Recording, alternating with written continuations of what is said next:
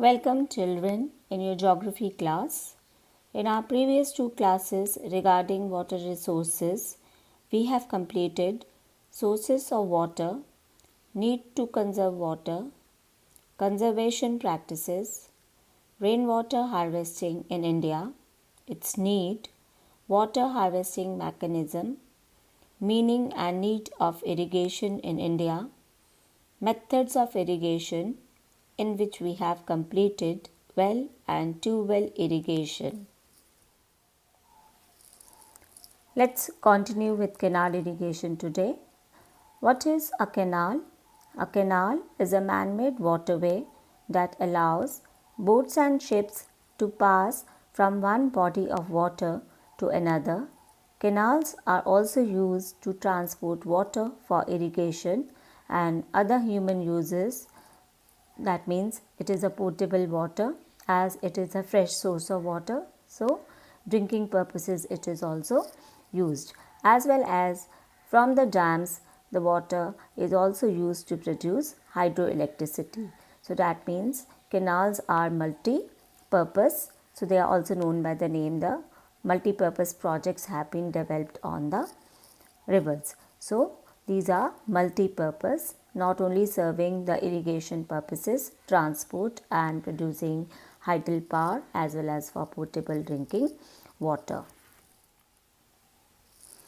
Canal irrigation is very important and the net area under canal irrigation is about 15.8 million hectares. The main canal irrigated areas are in the northern plains of India, where Uttar Pradesh, Punjab, Haryana, Rajasthan and Bihar account for about 60% of the canal irrigated area of the country. Children, what are the reasons that 60% canal irrigation is followed in northern plains? As the geographical conditions necessary for canal irrigation are suitable in these areas. What are those geographical conditions? The gentle slope land, that means a plain area with deep fertile soil, alluvial soil, as well as the perennial rivers are there as the Himalayan rivers and they are snow fed. So, what is the advantage of the gentle slope land? That the canals can be easily dug as the slope is plain. So, construction cost is less as compared to the hilly areas or the plateau region. Deep fertile soil with large irrigated areas help in the greater production, more production.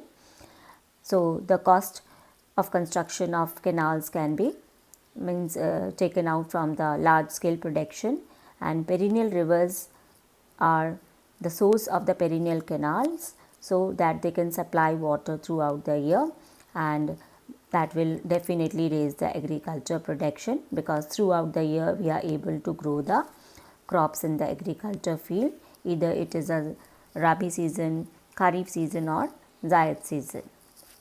So, when we talk about the types of canals, there are two types of canals on the basis of availability of source of water, that are permanent canals, that means perennial canals that supply water throughout the year.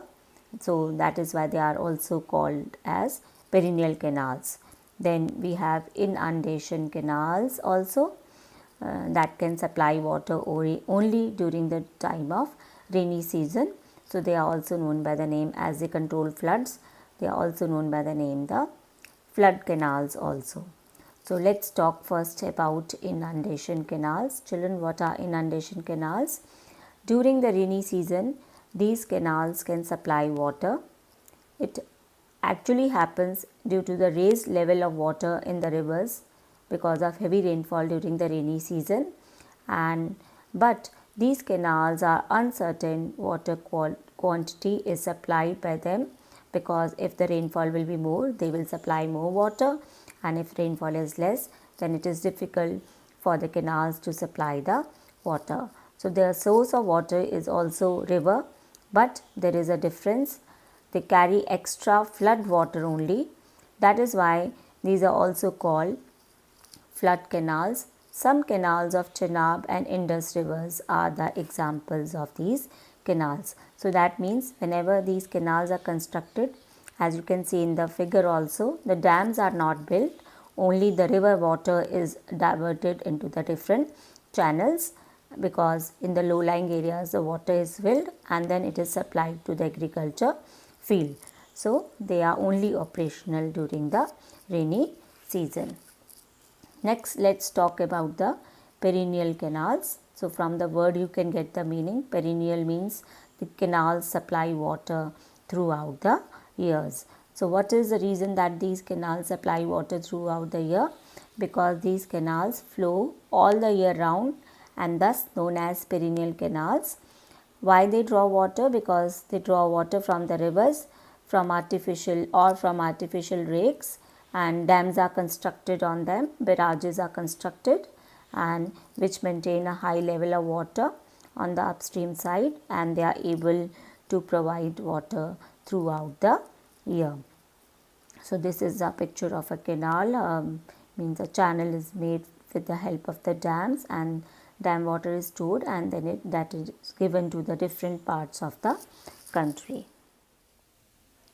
So, children, if we talk about the advantages of the canal irrigation, with the help of the canal irrigation, like you can see in the map, the Indira Gandhi Canal that serves water for the Rajasthan, Haryana and Punjab state.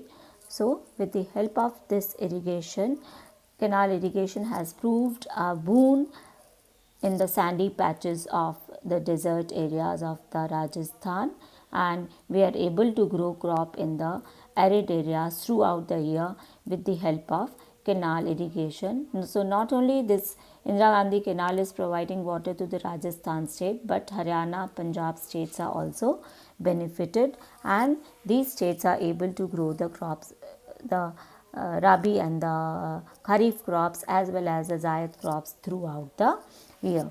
This canal irrigation is not only the boon for the Punjab, Haryana states, but with the help of this canal irrigation, this Punjab, Haryana and UP states are known as the granaries of the country with the help of the irrigation and the green revolution methodology in these areas. What is green revolution, children? It is a means mechanized type of farming with high yielding varieties of seeds are used with the help of chemical fertilizers, insecticides and pesticides. So, when the high yielding varieties of seeds are used, these seeds need more water, as this can provide a yield in a short span of time with this high yielding varieties. So, they need more water for their growth, because the growth is in a short span of time. So, that is why that is the only possible with the help of irrigation only, because irrigation can provide water whenever the crop requires. So, these states are known as the food bowl of the country or the granaries of the country. The reason is that because they produce the maximum of the food grain crops in India, and these states are not only sufficient for providing water, for providing crops, food grain crops for their states, but for the huge countrymen of India, as well as exports are also done with the help of irrigation only it is possible. So, that is the advantage of irrigation. So, not only these states you can see, but the other states like in the Peninsula Plateau region, if we talk about, this area also receives means less rainfall during the time of the rainy season, as we have already done, thus this is a rain shadow area during the time of the rainy season. So, if we want to grow the crops in these areas like in Tamil Nadu state also, it is only possible with the help of the irrigation. So, irrigation can only is the solution of this problem, and in these states particularly we all know the rice crop is grown that need more water, and this is only possible with the help of the irrigation facilities. What are the other advantages of canal irrigation? With the help of canal, unirrigated wasteland can also be developed by canal, which would increase the quantity of biomass in the area. Not only this, we are able to grow crops in the arid areas, and we can provide the danger of the droughts in the country. Dependence of rainfall can be minimized with the help of canal irrigation, because if canal irrigation is there, we can provide water throughout the year, and throughout the year we are able to grow the crops. Canals are fed by rainwater received by the rivers, and water is used for irrigation.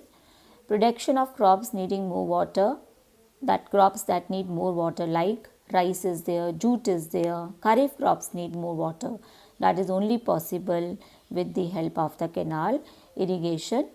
Even the unirrigated soils, higher production if we want, that is only possible to with the help of canal. And India has achieved is means maximum production to provide a huge countrymen with the help of canal irrigation. Canal system is a permanent structure. As it is a permanent structure, hence it is maintenance is required for getting benefits for long time. So that means it is a one time investment and it gives advantage for a long period of time. Canals are multi-purpose, as I've already said.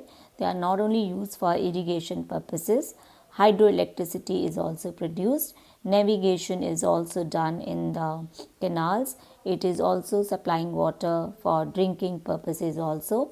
Fishery development can also be done in the canal irrigation. Groundwater level does not go down on account of the canal irrigation, but on the contrary, water level increases, which facilitate the digging of the wells. Canals are also becoming a source of tourist attraction, as the boating and shipping can also be done. So that are all the advantages of the canal irrigation. What are the disadvantages of canal irrigation? Due to imbalance in the distribution of canal water, situation of scarcity somewhere and waterlogging in other areas is caused due to collection of water there. It makes the soil unproductive, as harmful underground salts and alkaline salts come to the surface and mix with the soil. As it mix with the soil and make the soil also unproductive.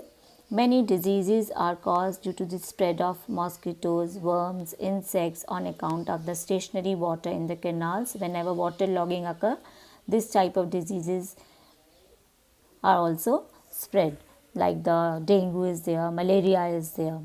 Sometime efficient canal management result in the excessive production of crops, due to which the farmers are not able to get suitable price for their products in the market, as well as due to the shortage of water in inundation canals. Particularly, the crops are destroyed for want of water for irrigation, because inundation canals can supply water only in the rainy season when the rivers are in flood, but in the dry season they are not providing water and the crops are destroyed. Regular maintenance of canal is not done, due to which sediments are collected, resulting in reduction of capacity of canals. Due to excessive economic investment, it is not practicable to provide canal irrigation in all areas, as canal irrigation is costly. Its construction cost is more, time period is also more, and construction cost is also more. So that is every farmer is not able to provide the canal irrigation facility in the agriculture field. Next is tank irrigation. What is a tank? A tank refers to a small bund of earth or stones built across a stream to impound water, which is then led through our narrow channels to the cultivated fields. So, what are the geographical conditions which are required for tank irrigation, children? They are the hard rocks or impervious layers below, so that the water does not seep in during the rainy season. It will be collected into the natural depressions and further used for the irrigational purposes. There should be some means to filling up again. That means during the dry season, when the rainwater is not available and the water will also evaporate from the tank, some water body is required that will fill up the tank, it can be a canal or a perennial or other rivers.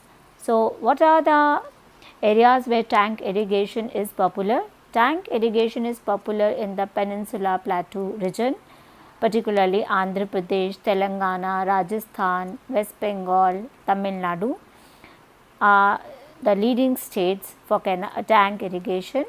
Andhra Pradesh is the largest state with tank irrigated area. What are the reasons that tank irrigation is popular in these areas? Because this area is under the hard rocky terrain, impervious layers of rocks are there, as well as these areas receives only the seasonal rainfall, and that seasonal rainfall is also torrential in nature.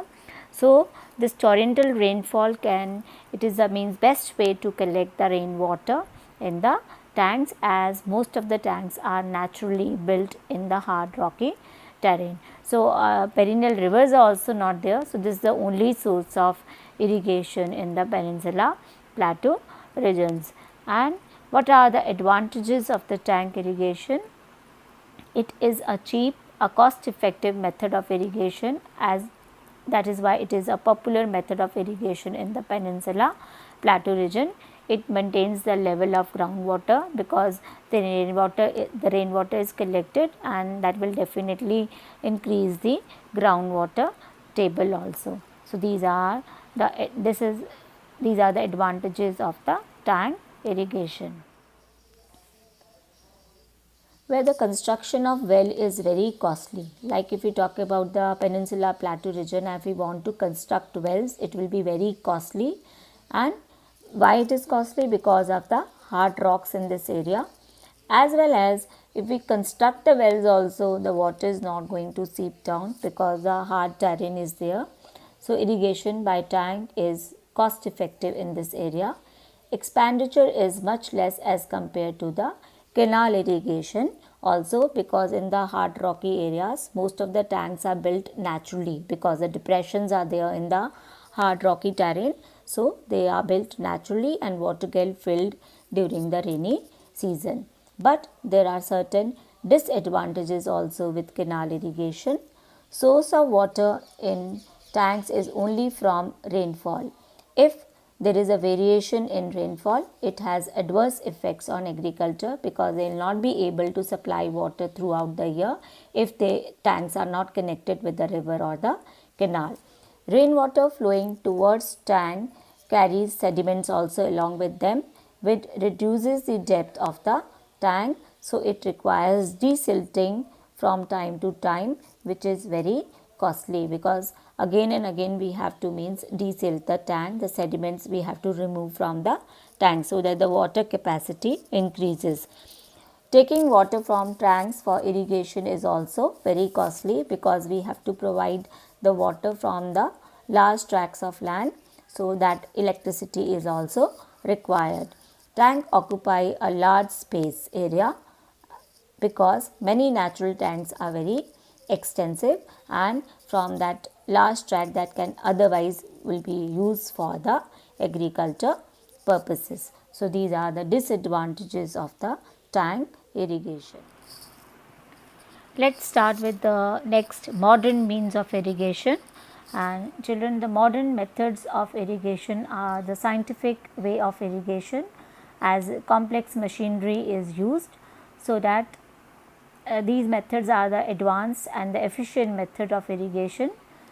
These methods are usually used in the arid areas and the water scarcity areas where evaporation can be minimized. There will be no wastage of water, no loss of water by seepage also. So, these are their advantages. So, children, drip irrigation, sprinkler irrigation, spray irrigation and furrow irrigation are the part of the modern methods of irrigation, but these methods have their disadvantages also, like it is an expensive method of irrigation as complex machinery is used. They are helpful only for the small tracts of land. We are not able to cultivate the large tract of land with the help of modern methods of irrigation, and these methods are used for the crops which require less water. They are not suitable for the kharif crops like rice, jute, which need more water. So, So, we will see all the modern methods of irrigation with the help of this video now. Modern irrigation. We have different modern techniques of irrigation. Let us learn about this one by one. Furrow irrigation. Water is allowed to enter the field through channels or furrows that are made between two rows of crops. Crops such as tomatoes, leafy vegetables and grapes are grown using this method of irrigation. Sprinkler irrigation. The water is dispersed through sprinklers which have perpendicular pipes with rotating nozzles on top. The pipes are joined to the main pipeline at regular intervals. When water is pumped through the main pipe, under pressure, it escapes out from the rotating nozzles in the form of rain. Drip irrigation.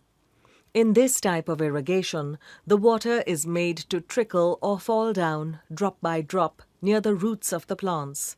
This method ensures a minimum wastage of water. It is useful in places where water is not easily available. With this, children, let me conclude with water resources chapter. With this video on the SNAP homework, the worksheet related to water resources chapter will also be uploaded. Children, go through the video carefully as well as complete your worksheet on time, and any doubt, join the interactive class positively. Thank you and have a nice day.